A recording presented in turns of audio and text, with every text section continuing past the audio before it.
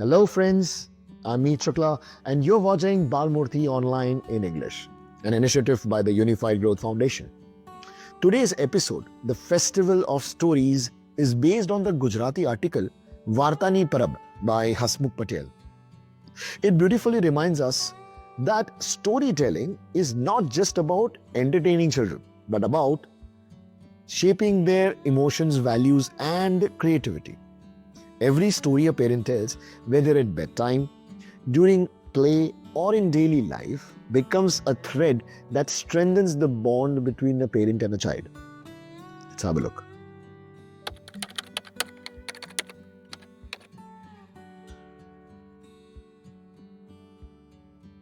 Namaste everyone and a very warm welcome to our special episode today. I'm Arjun. And I'm Priya.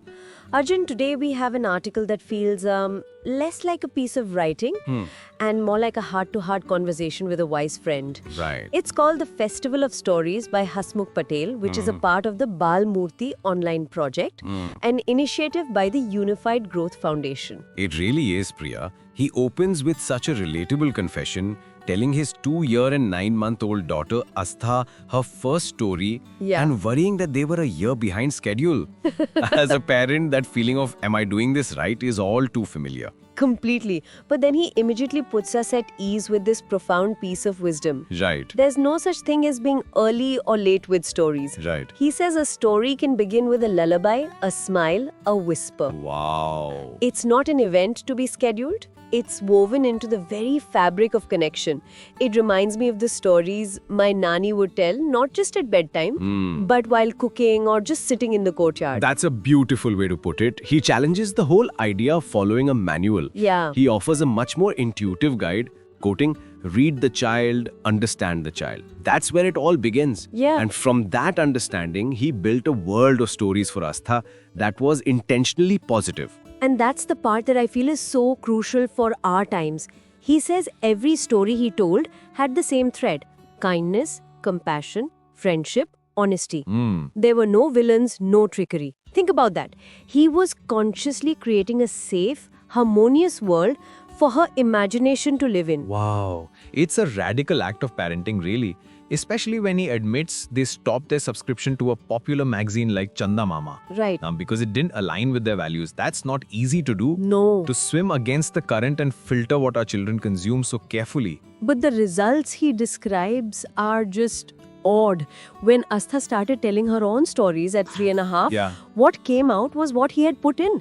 He describes it as pure creativity, love, honesty, harmony. It's like he planted a garden, and the most beautiful flowers bloomed, conclusively proving that you truly reap what you sow in a child's mind. And this isn't just about creativity. It's about developing a deep emotional intelligence. Exactly. The example he gives of Astha's sensitivity just gave me goosebumps. Yeah. Imagine a child under 10 watching a classic film like Do Aankhein Bara Haath for a few minutes and saying, Papa, there's too much fighting in this. I don't want to see it. It's astounding. It shows a level of self-awareness and empathy that many adults struggle with.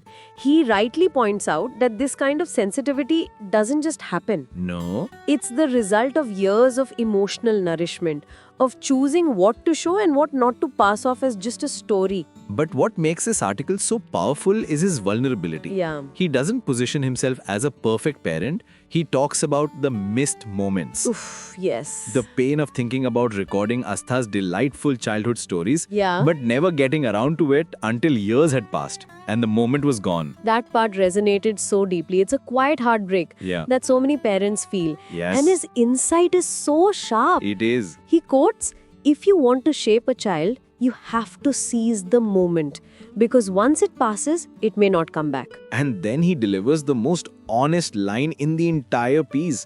He admits that he's run out of stories now. Right. And he says, it's not that I can't, it's that I don't. He equates it to going to work. You Wow. don't just want to go, you make it a priority. Yeah. He's telling us that parenting and storytelling within it requires that same level of non-negotiable commitment. Exactly. He shows us what that commitment looks like with examples like Mool Shankar Bhatt, who translated books into Gujarati just so he could tell stories to children. Or the poet Vinod Joshi, who used a timer to stretch his son's imagination. This isn't about being a perfect storyteller. No. It's about being a present parent. And it's so practical too. He shares that lovely anecdote about using a story of Ganesha and Kartikeya Yeah. to teach Astha to try new foods. The lesson was simple: never say no before trying something. So smart. It's a perfect example of a story being a tool, not just a luxury. It builds values, develops taste, and fosters a love for reading. A love for reading that, as he says, Right. leads to a child who doesn't need much teaching. A child who becomes a light, not just for your home, but for the world. It's such a hopeful vision. His call to action is for all of us, parents, teachers, society. Yeah. He suggests storytelling camps should be for adults, not just kids, Yeah. because we are the gatekeepers. Which brings us to his breathtaking final thought. The world doesn't need more festivals of water. It needs a festival of stories. Yeah. He argues that a child raised on good stories doesn't need to be taught values. Yeah. Because they are already growing inside them organically and beautifully. It's a profound and beautiful challenge to us all to see every story we tell Right. not as a fleeting moment of entertainment, Yeah. but as a sacred act of building a better human being and by extension, a better world. Absolutely.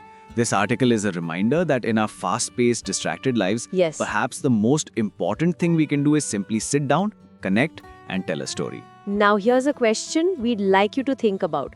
What is one core value you received from the stories of your childhood?